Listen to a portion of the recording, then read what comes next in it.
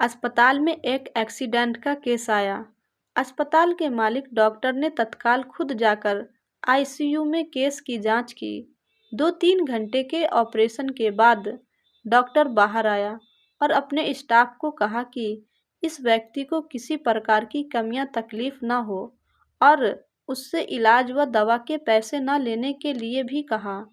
तकरीबन 15 दिन तक मरीज अस्पताल में रहा। जब बिल्कुल ठीक हो गया और उसको डिस्चार्ज करने का दिन आया, तो उस मरीज का तकरीबन 2.5 लाख रुपए का बिल अस्पताल के मालिक और डॉक्टर की टेबल पर आया। डॉक्टर ने अपने अकाउंट मैनेजर को बुलाकर के कहा, इस व्यक्ति से एक पैसा भी नहीं लेना है। ऐसा करो, तुम उस मरीज को लेकर मेरे चेंबर में आओ। मरीज व्हील चेयर पर चेंबर में लाया गया। डॉक्टर ने मरीज से पूछा, सैफ भाई, मुझे पहचानते हो?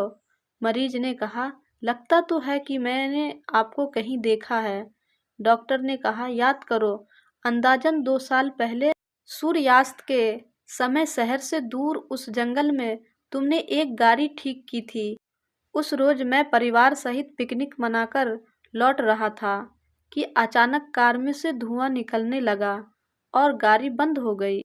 कार एक तरफ खड़ी कर हम लोगों ने चालू करने की कोशिश की, परंतु कार चालू नहीं हुई। अंधेरा थोड़ा थोड़ा घिरने लगा था। चारों ओर जंगल और सुनसान था। परिवार के हर सदस्य के चेहरे पर चिंता और भय की लकीरें दिखने लगी थी और सब भगवान से प्रार्थना कर रहे थे कि कोई मदद मिल जाए। थोड़ी ही देर में चमत्कार हुआ।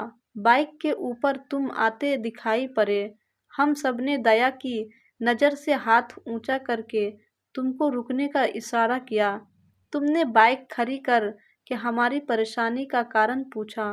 तुमने कार का बोनट खोलकर चेक किया और कुछ ही क्षणों में कार चालू कर दी। हम सबके चेहरे पर खुशी की लहर दौड़ गई। हमको ऐसा लगा कि जैसे भगवान ने आपको हमारे पास भेजा है, क्योंकि उस सुनसान जंगल में रात गुजारने के ख्याल मात्र से ही हमारे रोंगटे खड़े हो रहे थे। तुमने मुझे बताया था कि तुम एक गैराज चलाते हो। मैंने तुम्हारा आभार जताते हुए कहा था कि रुपए पास होते हुए भी ऐसी मुश्किल समय में मदद नहीं मिलती।